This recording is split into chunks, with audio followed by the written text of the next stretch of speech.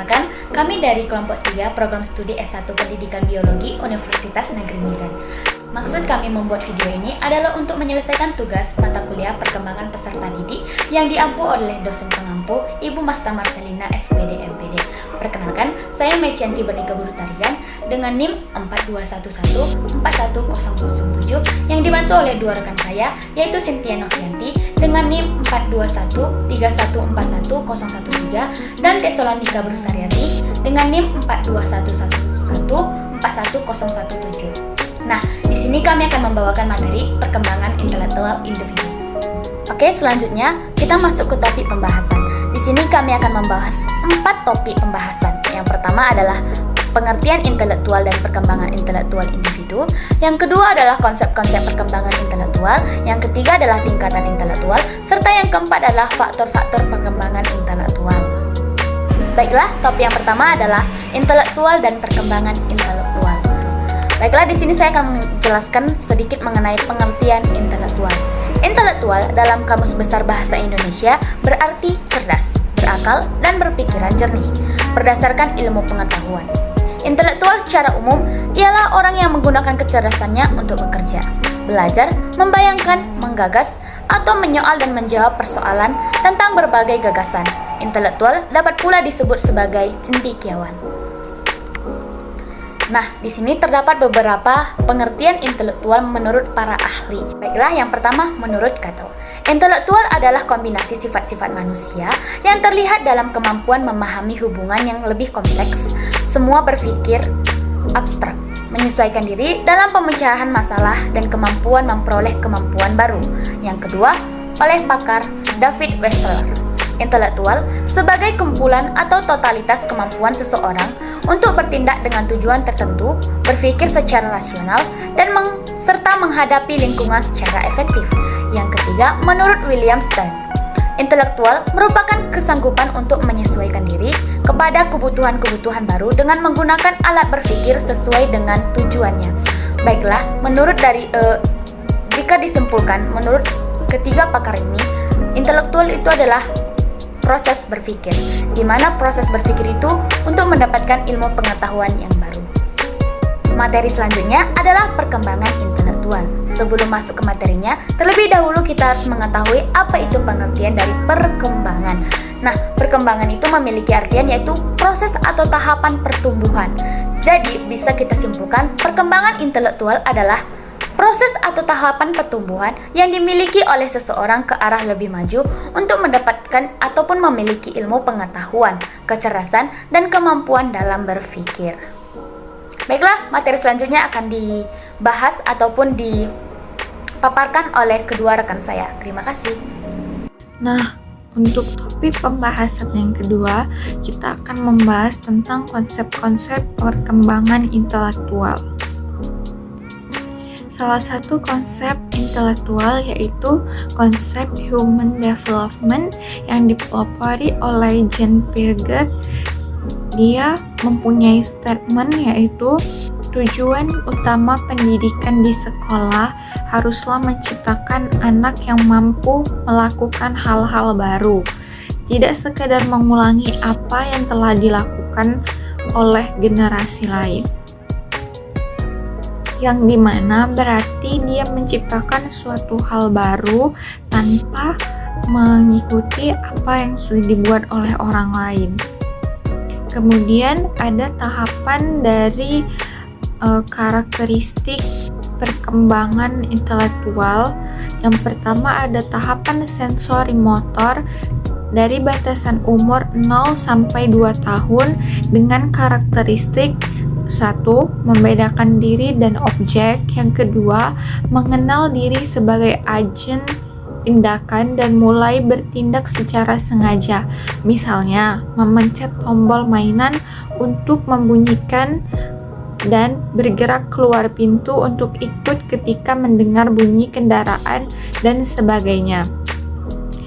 Yang kedua, tahapan pre-operasional, di mana batasan umurnya yaitu 2-7 tahun dengan karakteristik yang pertama, belajar untuk menggunakan bahasa mulai dari fonem, kata, frasa, klausa, hingga sampai pada kalimat. Yang kedua, berpikir masih egosentrik, yang dimana sulit mengikuti pandangan orang lain jika bermain bersama kawan seusianya, masing-masing berbicara dengan mainannya sendiri, walaupun kelihatannya saling berinteraksi. Yang ketiga, mampu mengelompokkan objek berdasarkan ciri-cirinya. Misalnya, menempatkan benda-benda yang berwarna merah pada suatu tempat tanpa memperlihatkan bentuk benda tersebut, dan menempatkan benda yang berbentuk segi empat tanpa memperhatikan warna. Yang berikutnya, tahapan concrete operasional, yang dimana batasan umur 7-11 tahun. Yang pertama, karakteristiknya yaitu mampu berpikir secara logis tentang objek dan kejadian, dapat berbicara tentang angka-angka, jumlah, dan berat barang. Yang terakhir yaitu mengelompokkan objek berdasarkan ciri dan dapat menyusun objek tersebut berdasarkan seri dan ukurannya. Yang keempat, formal operasional, yang dimana batasan umurnya 11 tahun ke atas, yang mempunyai karakteristik mampu berpikir logik tentang berbagai proposisi yang abstrak dan menguji hipotesis secara sistematis. Yang kedua, senang membahas dan membicarakan berbagai persoalan yang bersifat hipotetik, ideologik, dan yang akan terjadi di masa yang akan datang. Nah, untuk yang kedua yaitu konsep Lev Vygotsky, yang dimana dia membahas ada 3 konsep. Yang pertama yaitu 1. Zone of Proximal Development, yang dimana biasanya dia singkat sebagai GPD, adalah serangkaian tugas yang terlalu sulit dikuasai oleh seorang manusia atau anak-anak secara sendirian. Akan tetapi, kesulitan tersebut dapat diatasi dengan bantuan dari orang dewasa atau teman sebayanya yang lebih mampu darinya dan bisa membantunya. GPD sendiri dibagi atas 2 batas. Yang pertama, tingkat perkembangan aktual atau Actual Development Level, yaitu perubahan berupa pemecahan masalah secara mandiri. Yang kedua, tingkat perkembangan potensial atau Level of Potential Development, yaitu berupa pemecahan masalah di bawah bimbingan orang dewasa atau teman sebayanya yang lebih. Nah, konsep yang kedua yaitu scaffolding. Konsep ini sangat erat kaitannya dengan ZPD adalah scaffolding. Scaffolding adalah sebuah teknik untuk mengubah level dukungan selama sesi pengajaran dengan orang yang lebih ahli, misalnya guru atau teman sebaya yang lebih mampu menjelaskan materi tersebut. Scaffolding juga bisa disebut sebagai memberikan sejumlah bantuan kepada seseorang manusia atau anak selama tahap awal pembelajaran. Tutor akan memberikan beberapa stimulus kepada si anak yang mereka belum mengerti. Saat kemampuan anak semakin meningkat, maka pelan-pelan tutor akan mengurangi sedikit penjelasan tentang materi tersebut dan anak tersebut sudah bisa mengerti. Yang ketiga yaitu bahasa dan pikiran.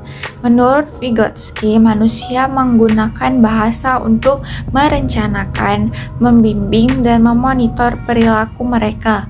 Manusia menggunakan bahasa bukan hanya untuk komunikasi sosial, tetapi juga untuk membantu mereka untuk menyelesaikan tugas.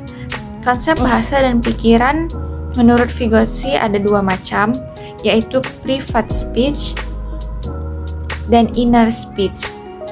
Private speech atau percakapan sendiri atau seperti kita bergumam merupakan kebiasaan anak berbicara dengan keras pada dirinya sendiri tanpa bermaksud berbicara dengan orang lain, dan itu adalah hal yang normal terjadi ketika kita anak usia 3-5 tahun. Judul yang ketiga yaitu tingkatan intelektual. Tingkatan intelektual terdiri atas 1. Jenius. Jenius merupakan suatu kemampuan yang sangat luar biasa dalam ukuran atau tingkatan di atas 140. Kemampuan ini bisa dimiliki oleh siapa saja yang mau berusaha untuk meningkatkan kecerdasan dan memanfaatkan potensi dasarnya dengan baik. Singkatnya, disebut kecerdasan mereka di atas rata-rata. Biasanya orang-orang jenius memiliki ciri-ciri mudah beradaptasi dan selalu penasaran akan sesuatu hal, perbendaharaan katanya luas, dan ingatan mereka baik. Yang kedua, normal. Normal merupakan suatu kemampuan yang biasa saja, tetapi kecerdasan ini mampu untuk melakukan semua aktivitas yang dibutuhkan dan diinginkan dirinya. Mempunyai tingkat ukuran yang rata-rata 100 sampai dengan 110, kecerdasan ini bisa pada anak yang cerdas atau disebut kecerdasan rata-rata. Kecerdasan ini masih dapat ditingkatkan dengan beberapa cara seperti membaca buku, melakukan sosialisasi, makan makanan bergizi, dan istirahat yang cukup. Yang ketiga, rendah. Kemampuan ini di bawah rata-rata, bukan berarti ini tidak dapat menyelesaikan kebutuhan dan keinginan atas dirinya. Hanya saja mengalami keterhambatan dalam melaksanakan tugas-tugas untuk dirinya maupun orang lain. Tingkat ukuran di antara 70 sampai 90. Pada umumnya ia mampu melaksanakan berbagai tugas, hanya lambat dan cepat lelah serta jenuh. Yang keempat, ada keterbelakangan. Anak yang mempunyai kemampuan yang sangat rendah dan sangat sulit untuk melakukan tugas atas dirinya sendiri. Setiap tugas memerlukan bantuan orang lain. Dengan bantuan orang lain akan memberikan kemampuannya meningkat. Di antara keterbelakangan ada yang disebut dengan idiot dengan IQ 0 sampai 29, yaitu keterbelakangan yang sangat rendah sekali. Tidak dapat berbicara, hanya dapat mengucapkan beberapa kata saja. Tidak dapat mengurus dirinya sendiri seperti makan atau mandi. Rata-rata kemampuan ini berada di tempat tidur. Kemampuannya seperti bayi. Kemampuan ini tidak tahan terhadap penyakit. Lalu ada imbisil dengan IQ 30 sampai 40, yaitu lebih meningkat dari idiot. Jika dilatih dalam berbahasa ia mampu, tetapi sangat sukar sekali. Dalam berbahasa kadang dapat dimengerti dan kadang tidak. Dapat mengurus dirinya sendiri dengan latihan dan pengawasan yang benar. Biasanya, anak yang umur 7 tahun kemampuan kecerdasannya sama dengan anak yang berumur 3 tahun.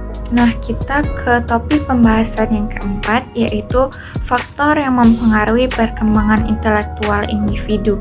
Kira-kira apa saja sih faktor yang mempengaruhi perkembangan intelektual individu setiap anak atau setiap orang?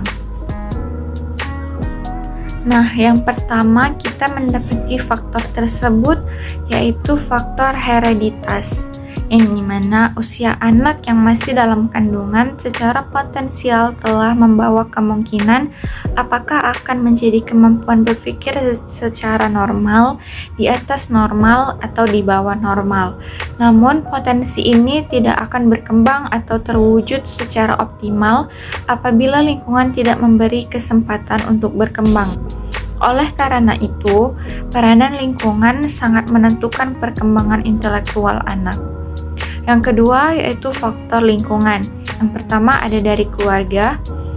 Intervensi yang paling penting dilakukan oleh keluarga atau orang tua adalah memberikan pengalaman kepada anak dalam berbagai bidang kehidupan sehingga anak memiliki informasi yang banyak yang merupakan alat bagi anak untuk berpikir. Yang kedua, melalui sekolah. Sekolah adalah lembaga formal yang diberi tanggung jawab untuk meningkatkan perkembangan berpikir anak. Dalam hal ini, guru hendaknya menyadari bahwa perkembangan intelektual anak terletak di tangannya. Adapun beberapa cara yang bisa kita terapkan yaitu menciptakan interaksi atau hubungan yang akrab dengan peserta didik, seperti selesai kita menjelaskan materi, biasanya ada tanya jawab. Yang kedua, memberi kesempatan kepada para peserta didik untuk berdialog dengan orang-orang yang ahli dan pengalaman dalam berbagai bidang ilmu pengetahuan. Yang ketiga, membawa para peserta didik ke objek-objek tertentu seperti objek budaya dan ilmu pengetahuan. Yang keempat, yang paling penting yaitu menjaga dan meningkatkan pertumbuhan fisik peserta didik, baik melalui kegiatan olahraga maupun menyediakan gizi yang cukup. Yang kelima, meningkatkan kemampuan berbahasa peserta didik baik melalui media cetak maupun dengan menyediakan situasi yang memungkinkan untuk berpendapat atau mengemukakan ide tersebut. Adapun 3 manfaat dari perkembangan intelektual individu, yang pertama yaitu bertambahnya informasi yang disimpan dalam otak seseorang sehingga ia mampu berpikir reflektif. Yang kedua, banyaknya pengalaman dan latihan-latihan memecahkan masalah sehingga seseorang dapat berpikir proporsional. Yang ketiga, adanya kebebasan berpikir menimbulkan keberanian seseorang dalam menyusun pendapat-pendapat yang radikal, kebebasan menjajaki masalah secara keseluruhan, dan menunjang keberanian anak memecahkan masalah dan menarik kesimpulan yang baru dan benar.